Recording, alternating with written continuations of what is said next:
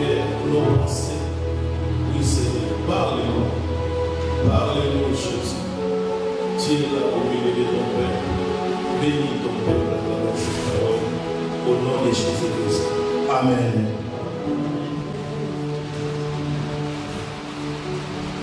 Vous soyez tous bénis au nom du Seigneur Jésus. Amen. Et avant de commencer la prédication, le message que Dieu a mis dans mon cœur, j'ai une annonce simplement pour vous faire. En fait, avec 3 années parcours des études bibliques, donc voilà, je suis au bout. C'était pas facile, c'était vraiment un peu difficile, surtout ces dernières années. Mais Dieu a fait grâce et j'allais jusqu'au terme à la fin de ce cours. Et annoncer que les remises de diplôme, ça sera fait le 30 août. Le 30 août à 18h30. Les lieux encore à préciser, mais c'est probablement à Bienne. Donc vous êtes tous invités si vous voulez venir parce que dans ce temps, dans ce moment-là, et ça sera vraiment avec joie. Et aussi, je tiens à vous dire merci parce que c'est vraiment à travers la vision que le pasteur a eu et il a donné à l'église et l'église aussi, il a accompagné cela jusqu'à maintenant. Donc je suis tellement reconnaissant à vous tous, à l'église et aussi à notre pasteur parce que je crois que Dieu bénit les hommes à travers les hommes. Amen. Gloire à Dieu. Aujourd'hui, nous parlons de la famille. C'est une fête de famille. Donc, nous allons, moi étant que votre frère,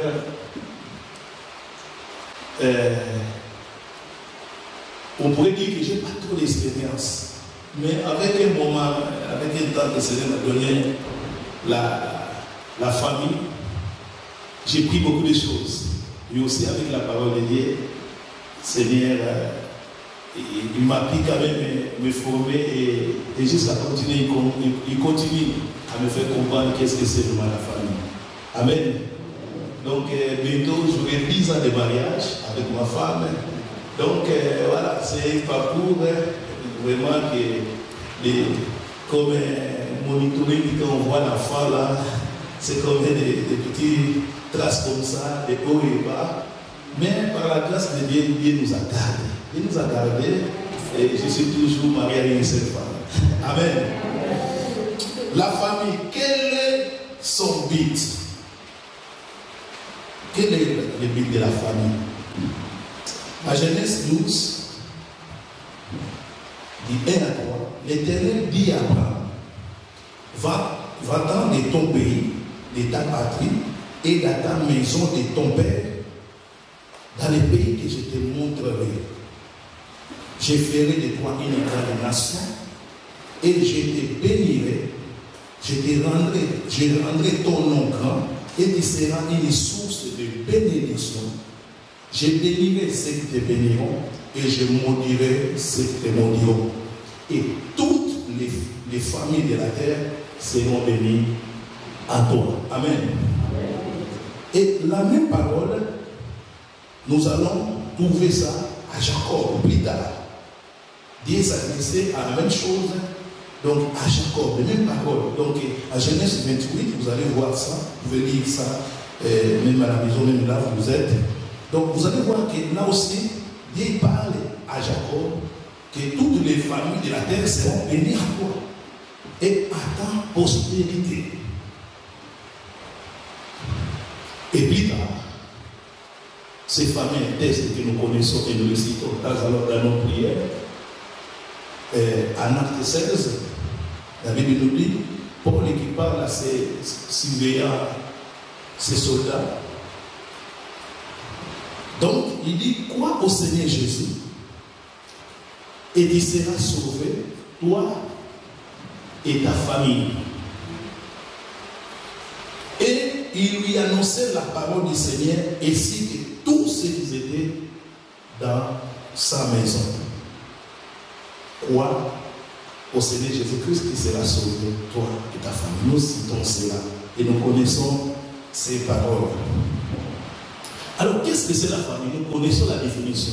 Ce n'est pas la première personne qui je donne cette définition et nous tous nous connaissons. La famille, c'est défini comme un groupe ou une communauté de personnes réunies par les liens du sang, ou bien d'une alliance ou d'une relation spirituelle.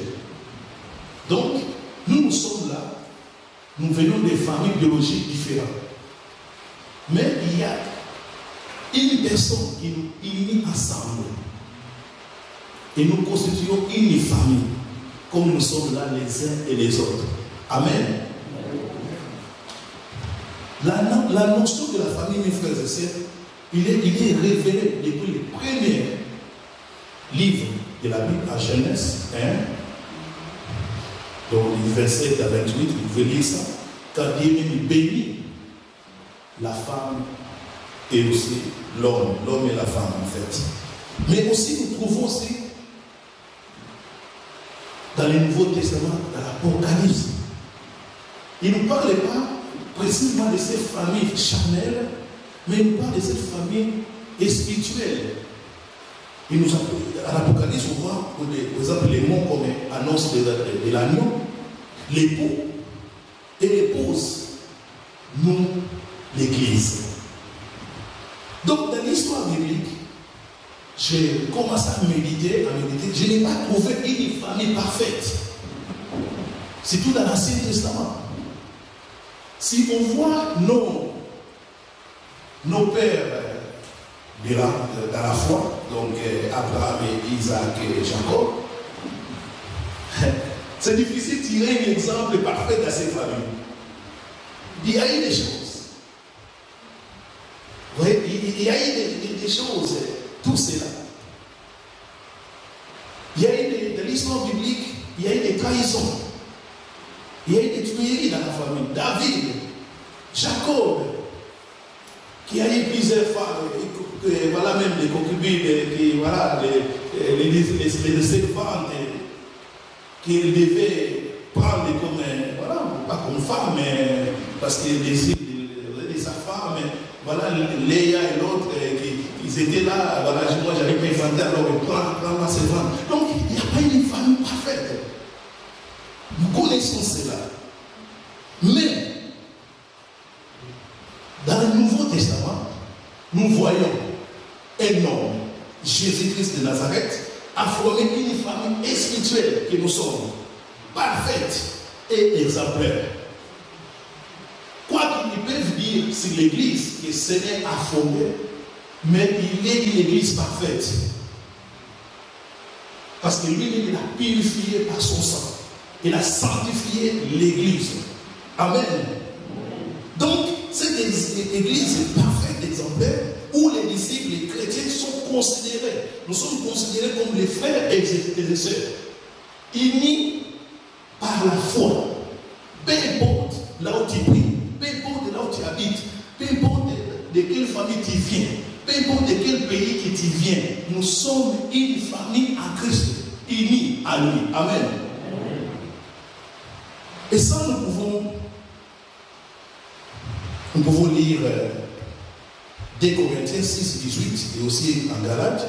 La Bible nous dit, je serai pour vous un père et vous serez pour moi des fils et des filles, dit le Seigneur Tout-Puissant.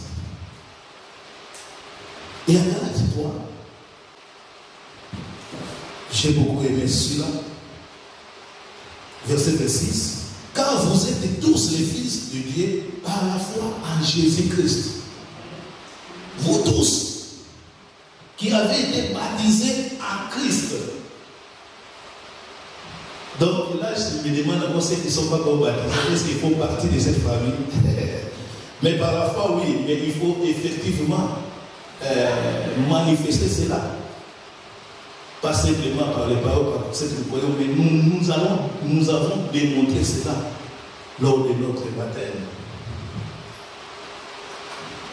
Vous avez revêtu Christ. Il n'y a plus ni des Juifs, ni des Grecs. Il n'y a plus ni d'esclaves, ni libres. Il n'y a plus ni l'homme, ni femme. Car tous vous êtes un en Jésus-Christ. Et si vous êtes en Christ, vous êtes donc la postérité d'Abraham, héritier selon la promesse. Waouh! Moi, je ne me considère plus, quand je suis à l'église, je ne me considère plus que je suis qu'un Africain, ou je suis qu'un Angolais. Je suis dans l'église, même que je porte une identité biologique, je suis venu dans une famille, mais quand je suis avec vous, nous sommes des frères et des sœurs. Il n'y a plus de différence. Et nous sommes unis en Christ. Ça, c'est la famille parfaite en Jésus-Christ. Même avec une autre différence. Parce que nous tous, nous n'allons pas faire la même chose. Même que nous avons des langues différentes. Mais nous sommes unis en Christ. Frères et sœurs, nous vivons dans une société qui se dégrade de plus en plus.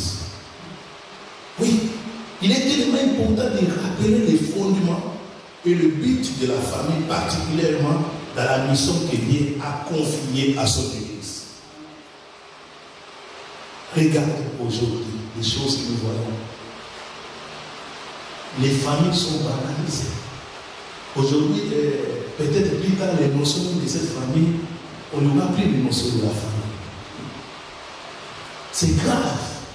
Et les moments, c'est vraiment grave.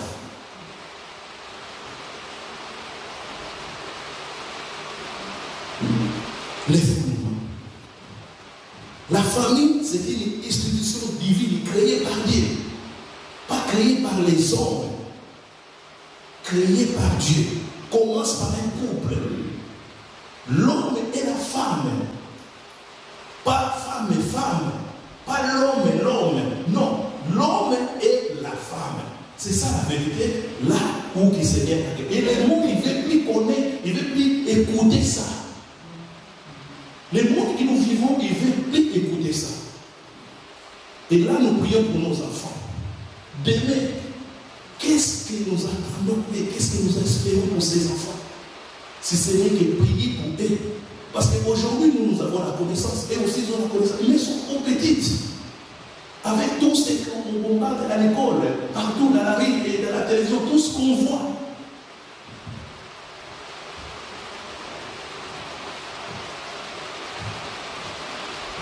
L'Église, Dieu t'a confié une mission. Les deux éléments de base de la famille, c'est révéler le caractère de Dieu. Il révèle le caractère de personne de mariage et la parentalité. Le mariage. Aujourd'hui, les gens ne veulent plus se marier.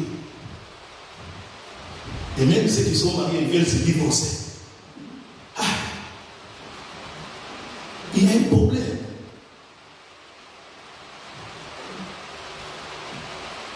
Nous devons prendre conscience de ça. Des gens, ils veulent vivre seulement ça, le mariage. On vient. Aujourd'hui, il y a des lois. On fait l'appartenance seulement, on cite les papiers, l'appartenance, pas les mariages, mais je ne sais pas, là, quelle loi là, c'est l'appartenance, c'est la pacte, c'est ça? Oui, aujourd'hui c'est ça. Il ne veut plus les mariages, vous allez vers une mairie, non. Viens, toi tu sors de l'autre côté du bout de Genève, l'autre tu viens de Suisse alémanique, viens, on se met ensemble, voilà, nous formons une famille.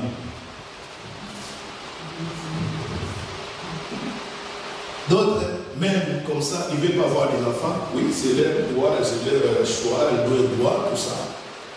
Mais ils veulent, par contre, aller, je ne sais pas comment, adopter, aller peut-être, aller passer dans les chemins, je ne sais pas quoi, pour avoir que les enfants. Mais pourtant que Dieu vous a donné. Il y a des femmes qui ne veulent plus accoucher. Comme ma femme, elle est comme ça, il voit les autres. Et là, elle ventre comme ça. Il y a des femmes qui ne veulent pas cette ventre. Parce qu'elles ne veulent pas enfanter à cause de leur beauté. C'est un problème, hein? Mes frères, c'est un problème. Et l'Église, nous devons prendre la mission que Dieu nous a confiée. Ce qui démontre l'importance aussi de son Créateur. L'amour entre un mari et une femme. Donc, donne la personne le dévouement passionné de Christ. Vers sa mari, l'Église nous sommes. Le but de la famille, mes frères, c'est être une bénédiction. Nous avons vu ça en Genèse 12, verset 3. C'est un texte qui confirme le dessein de Dieu à l'égard de la famille. Même après la chute de l'homme dans les jardins de Dieu. Ce texte nous montre, nous parle que Dieu a béni les familles à travers Abraham, dont le nom sera ensuite échangé par Abraham, qui par définition veut dire le père de multitudes. C'est une promesse, mes frères, qui transcède les temps, les appartenances géographiques, et toujours d'actualité aujourd'hui. Pour les pères qui est appelé à être une bénédiction pour les familles autour d'eux. Abraham a reçu cet appel, cette promesse. Maintenant, nous sommes les enfants de Dieu. Nous partons là. Nous faisons partie de cette famille que Dieu a promis à Abraham, à sa postérité, à Christ Jésus. Nous sommes une famille, nos frères. Nous sommes une famille.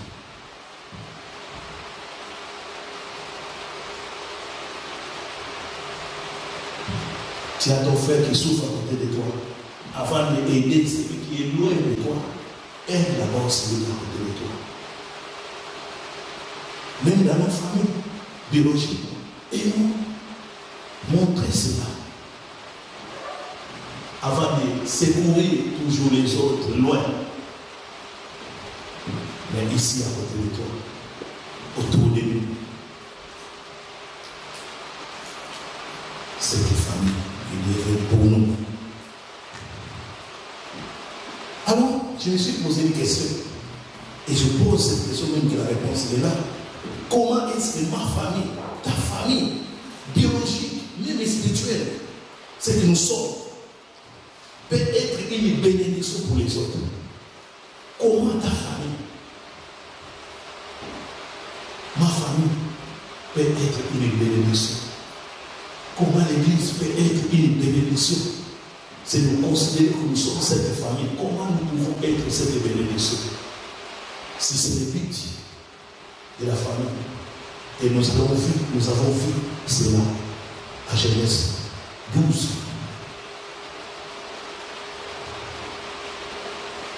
La famille, c'est une bénédiction pour les autres. Lorsque nous les familles, donc ta famille et la mienne, nous reflétons l'image de Dieu et nous glorifions Dieu.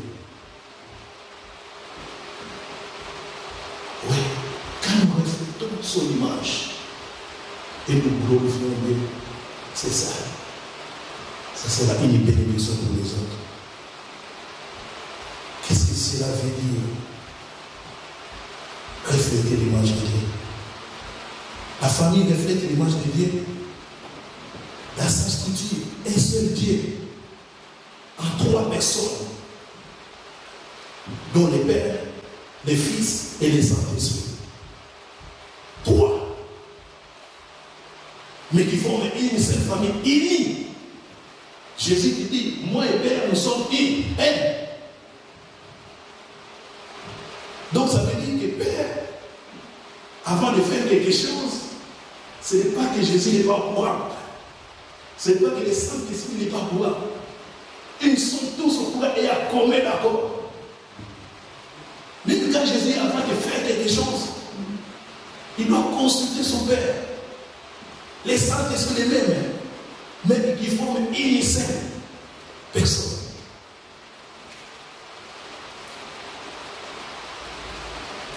Mes frères et sœurs, la famille n'est pas seulement un groupe de personnes qui s'aiment et qui vivent ensemble, mais elle est composée, comme nous l'avons vu, dans cette trinité, mari d'une femme et des enfants selon la volonté de Dieu. Quand je me suis marié, j'étais que moi et ma femme. Et nous étions que deux personnes, une seule personne. Mais après, Seigneur nous a donné les enfants.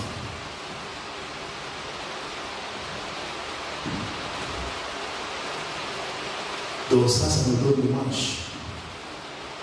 Il y a un père, il y a des enfants. Mais nous sommes une famille. Comme l'Église, nous sommes une famille. La famille est appelée à glorifier Dieu, qui est le but de tout et chacun, ou de chaque personne au sein de la famille. Cela se fait par amour qui est manifesté et qui règne au sein du foyer et même de la communauté. Et cet amour qui démontre comment servir Dieu.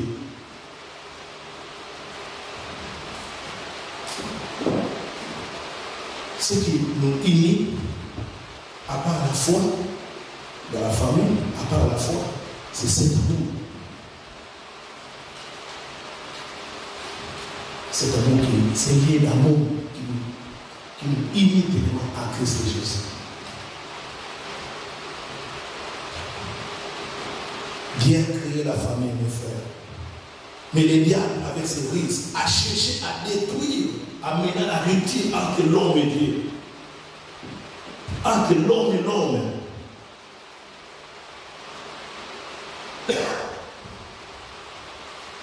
C'est ça qui arrive aujourd'hui. Elle veut toujours détruire, même cette famille, l'église. Le diable, il veut toujours les détruire. Mais malgré la désobéissance de l'homme, les péchés, Dieu a mis en place, a mis en place les plans de rédaction qui trouvent sa réalisation dans l'incarnation, dans la vie, dans la mort et dans la résurrection de Jésus-Christ. Nous avons tous maintenant l'accès au trône de la grâce. C'est que nos premiers parents, Adam et Ève, nous ont été. Jésus-Christ nous l'a donné.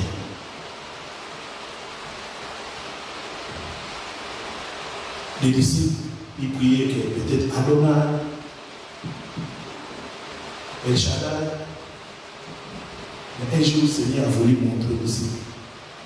Adressez-vous à mon Père qui est votre Père. Allez vers lui. Notre Père qui est aussi. Pas comme encore Adonai, oui, c'est tout ça sur les titres. Mais allez toucher les titres de votre Père qui est mon Père. C'est cette famille qui nous sommes. De ces faits, ma soeur, mon frère, ta famille et la mienne, nous sommes un instrument efficace pour éteindre les autres pour Christ et leur montrer ce qui veut dire de vivre pour Christ et de les suivre.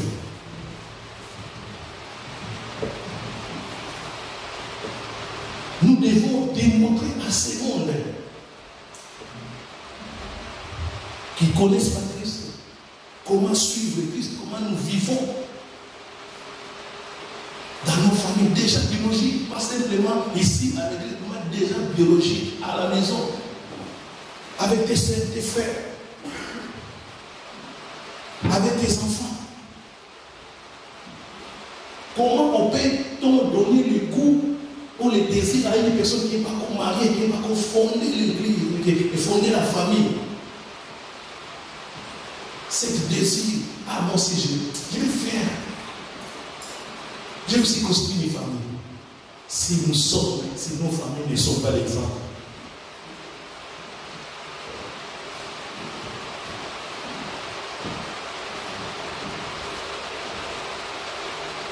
Si à l'église il y a que des divorces, comment les gens qui ne connaissent pas Jésus, ils vont vouloir se marier.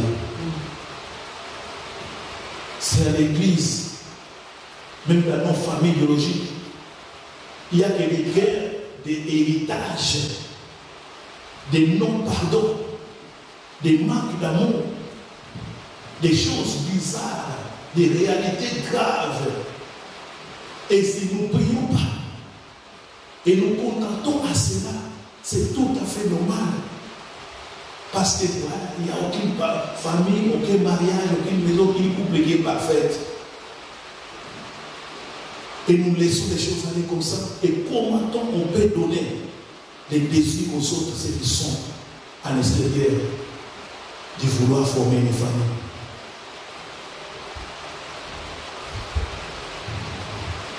Réfléchissons, mes frères et sœurs. Tout comme les peuples d'Israël, Dieu veut que la famille chrétienne soit cette lumière auprès des autres, afin de tirer le monde à adorer lui seul. Acceptant de suivre Christ, notre famille a reçu la mission de propager la bonne nouvelle de l'amour de Jésus à un monde qui est dans les péchés et qui ne connaît pas Jésus. Notre vie de famille doit être exemplaire, mes frères et sœurs. D'une famille possible quand celui-ci est centré à Jésus. Qui est le chef de ta famille? C'est un oncle là que moi, peut-être je le connais moins. Quel est le chef de ta famille?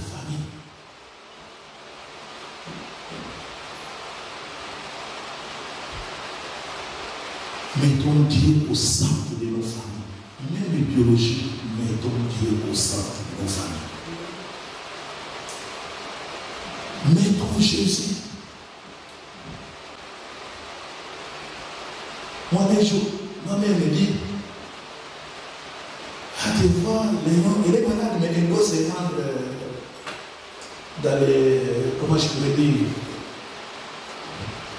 pas dans les dés, mais c'était les créneaux familiales. Et quand je l'appelais, il dit, moi je dois aller, maman, tu te sens pas bien, tu es malade.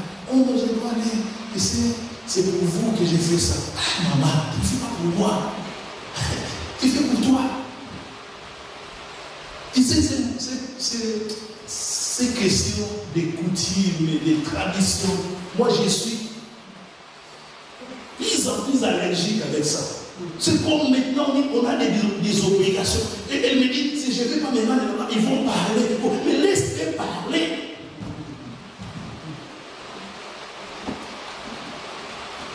Mais comme elle aussi est tellement têtue, comme moi, alors elle allait. Après, 2 jours après, je me sens pas bien. Je dis, maman, bien fait pour toi. Pas pour être méchante, mais je voulais lui montrer quelque chose à ma mère. Parce que s'il ne va pas, parce que l'autre là, c'est voilà, ils vont. Oui. On va quand nous avons, nous sommes en bonne santé. Je réponds à ces exigences. Mais disons, tu vois.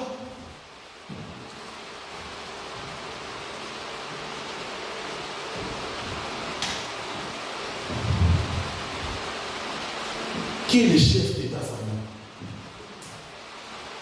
En tout cas, un jour, moi je dis à ma famille, dans cette famille-ci, que Seigneur m'a donné, toi et mes enfants. Tout d'abord, cette famille-là, ici le chef, ce n'est pas ni ton père, ni mon père, ni ma mère, ni moi.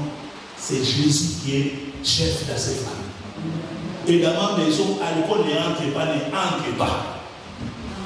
Cigarette ne entre pas. Tu ne dois pas venir me poser des choses. C'est comme ça. Peut-être que je suis radical, mais je vis ma foi comme ça. Notre famille doit centrer sur Jésus. La présence de Dieu dans le foyer n'est pas seulement pour que nous soyons bénis, mais pour que nous soyons aussi une bénédiction pour toutes les familles qui nous entourent. Notre famille est appelée à modeler Jésus-Christ et son amour et son pardon. Tu as toujours des problèmes avec tes frères dans les sangs biologiques. Tu n'arrives pas à pardonner ton frère, tu n'arrives pas à pardonner ta soeur. Il y a un petit souci pour flammer, c'est là, c'est comme une guerre. Irak et Israël, pour lancer des bombes, des missiles, vous n'arrivez pas à pardonner les uns les autres dans votre famille. C'est un problème. Si Jésus est au centre de cette famille, alors comment les pardons n'est pas là?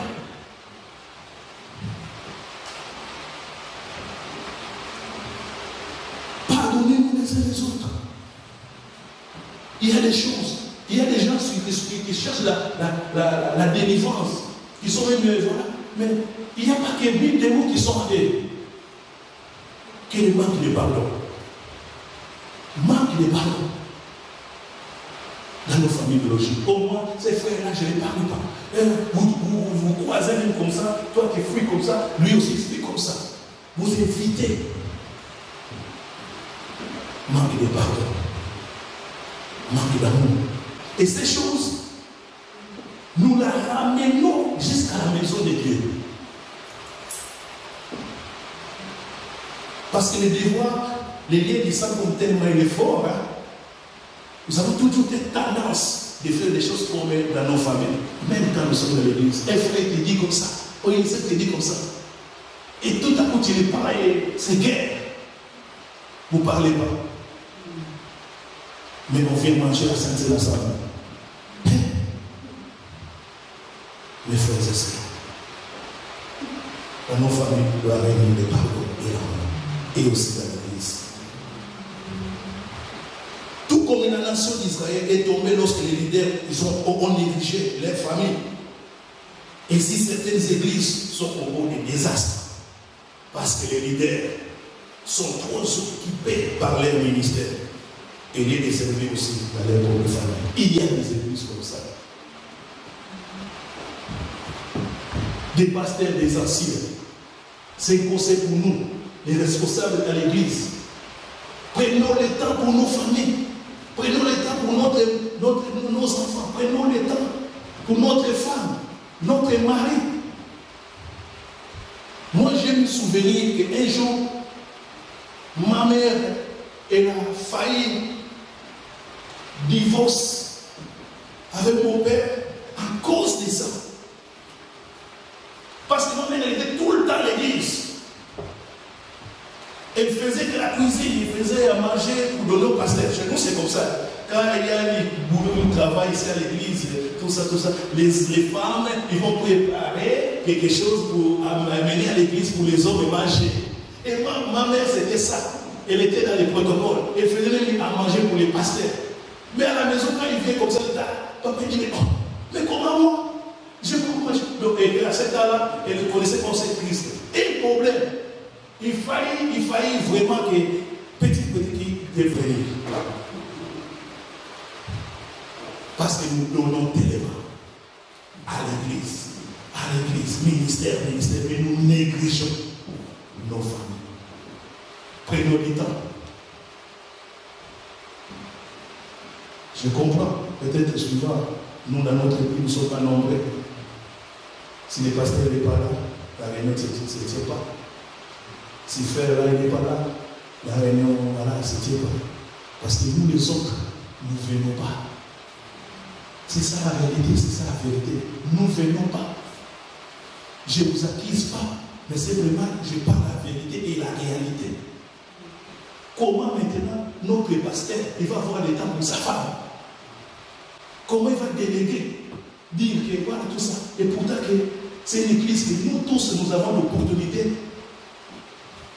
de servir Dieu. Dans d'autres églises qui sont 1000 membres, un qui va là-bas pour servir Dieu, je ne sais pas combien de temps, tu dois passer des cours, et des appartements de service. Mais ici, tu viens, tu sers Dieu.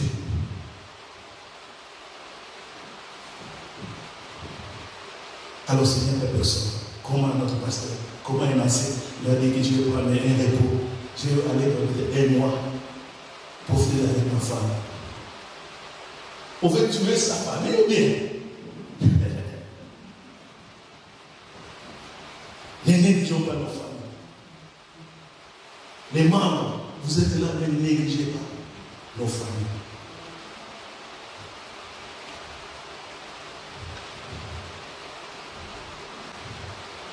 Nous devons faire de nos familles notre premier ministère. Oui, prier ensemble. Il y a des couples qui prient ensemble. Moi, pour moi, c'est un problème. Prions ensemble. Il y a un moment donné, oui, on peut prier séparément, mais il y a un moment donné, on peut se mettre ensemble. Les enfants viennent, prions ensemble. Méditons un verset biblique ensemble. Mangeons ensemble. Pas comme chez nous. Chez nous, les papas ils mangent à 18h, les enfants ils mangent à 20h. L'autre il vient manger à 21h. Donc là, il n'y a pas une table ronde et toute la famille sont là. Non, nous, chez nous, c'est comme ça. Et moi, j'ai adopté ça dans ma maison. Et comme ça, je sais voir chaque enfant. Celui-là, il mange pas, mais pourquoi? Celui-là, pourquoi demain? Voilà. Et là, j'ai découvert des choses que Bénézé, il arrive à les manger parce qu'à l'école, il y a une collègue qui la met tellement, qui commence à harceler. Je dis, mais pourquoi? Ah, il va expliquer. Et ça m'a permis de résoudre les problèmes. Parce que, en fait, j'ai découvert ça à manger ensemble. Mangeons ensemble. Faisons des choses ensemble. En famille biologique, mais aussi dans l'église. Ayons des temps ensemble. Même que moi, je ne suis pas l'exemple, mais ayons des temps ensemble.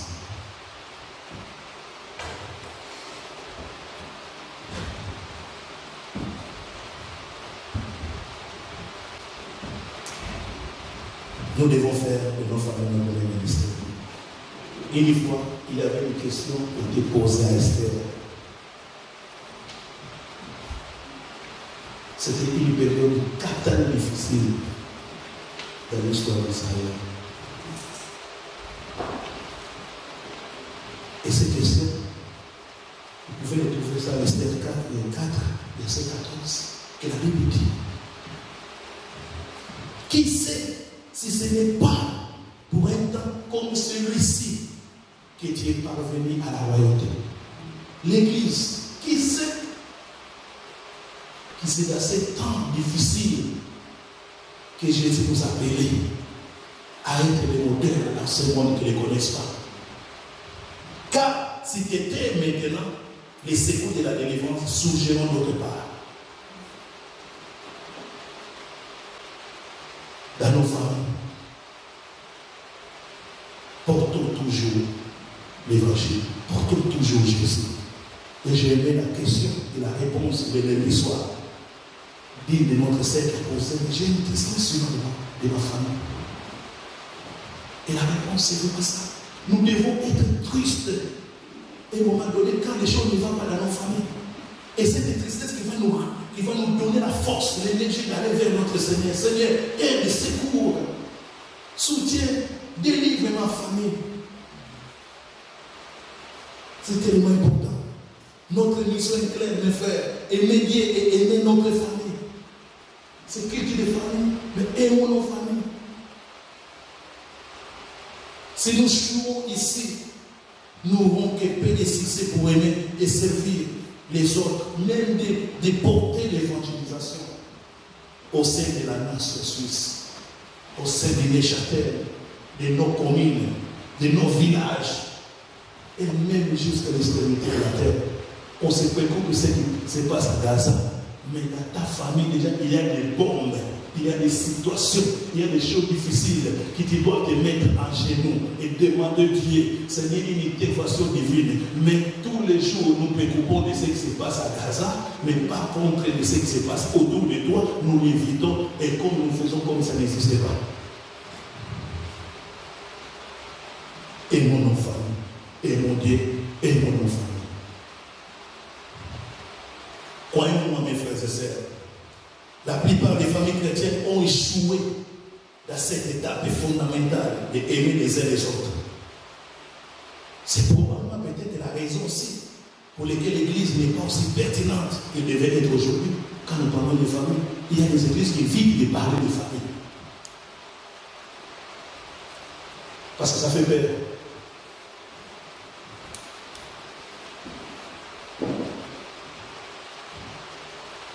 Ne cherchez pas les conseils pour votre couple, votre famille, ailleurs, mes frères, ou dans les savants de ce monde. Ne négligeons pas notre famille.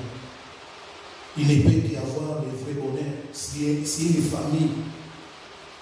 Il ne peut pas avoir le bonheur. Et c'est lui-même qui peut guérir la famille qui est malade. C'est un problème dans la famille, va avec Dieu.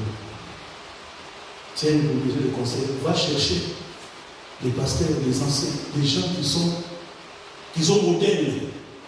Il ne faut pas aller de celui qui a divorcé 30 fois, 5 fois. Mais c'est à lui qui va demander des conseils. Qu'est-ce qu'il va te dire?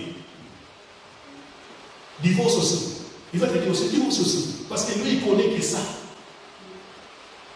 Tu vas demander des conseils à quelqu'un qui bat sa femme, qui ne considère pas sa femme. Qu'est-ce que tu attends? Quel est le conseil qu'il va te donner? Cherchons des conseils à Dieu, la Bible.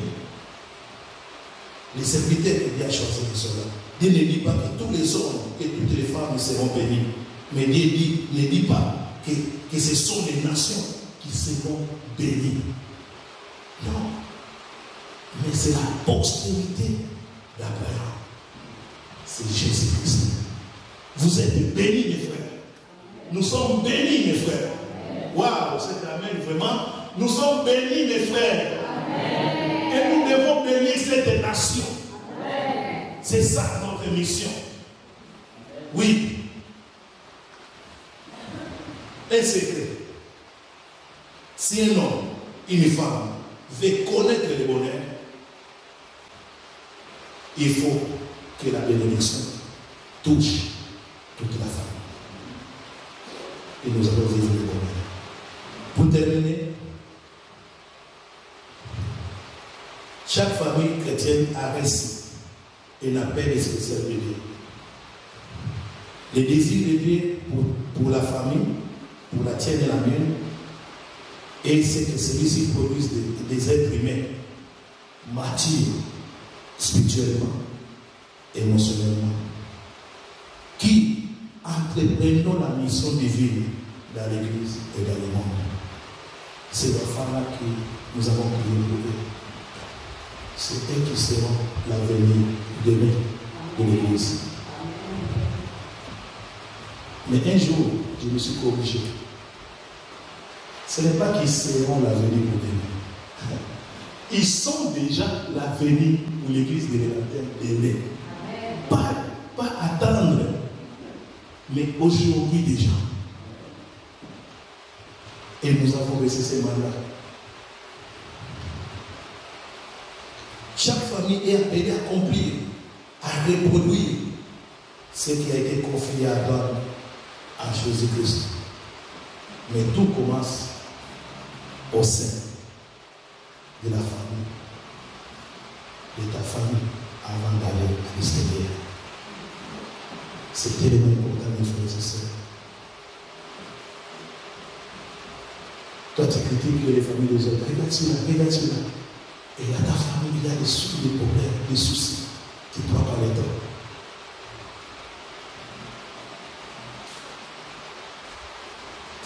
Donc, en fait,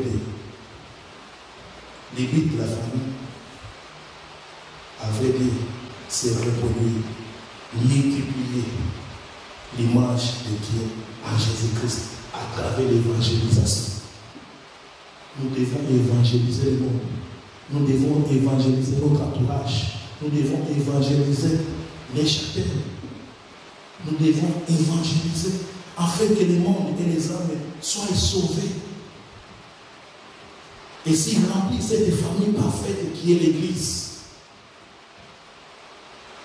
Pour terminer, Matthieu 28. La Bible nous dit, allez, faites de toutes les nations des disciples, baptisant au nom du Père, du Fils et du Saint-Esprit, Enseignez-les à observer tout ce que je vous ai prescrit. Et voici, je suis avec vous tous les jours jusqu'à la fin du monde. Les mandats que nous avons reçus. Pas simplement individuellement, mais aussi collectivement, étant que l'Église, étant que cette famille que nous sommes. Et nous avons réussi. Dimanche passé, nous avons vu à la prédication de notre frère André. Vous recevez une puissance. Le Saint-Esprit surviendra sur vous. Et vous serez mes témoins. Nous sommes les témoins de Jésus-Christ, déjà dans nos familles, du sang, et aussi dans l'Église. C'est pour ça que Jésus a dit, vous serez mes témoins à Jérusalem, dans toute la Judée, dans la Samarie et jusqu'aux extrémités de la terre. Mais il a commencé où? D'abord à Judée, d'abord chez toi, d'abord à Jérusalem, d'abord là où nous vivons. Et ces lieux-là, c'est au sein de nos familles, au sein de l'Église. Commençons déjà ce travail. Que Dieu nous bénisse. Prions. Père, merci. Merci pour ta parole qui nous a parlé. Papa, nous te remettons. Oui, Seigneur, cette parole. Oui, Seigneur, que cette parole puisse prendre place dans nos cœurs, dans nos vies, mais aussi au sein de nos familles. Qu'il puisse avoir des transformations, des changements, l'amour et le pardon. Oui, Seigneur, au sein de nos familles. Papa, je te remets chaque famille présentée dans ce lieu. Je te remets chaque couple qui est présenté dans ce lieu. Papa, visite et bénis. Bénis chaque famille, Seigneur. Oui, Père, nous sommes tes enfants. Et tu es notre papa. Et tu nous aimes. Seigneur, garde nos enfants. Garde ton église. Oui, Seigneur. Dans ces temps difficiles, ces temps compliqués, où les diables veulent détruire tout. Seigneur, garde-nous. Pour que nous puissions garder les fondements. Et le but.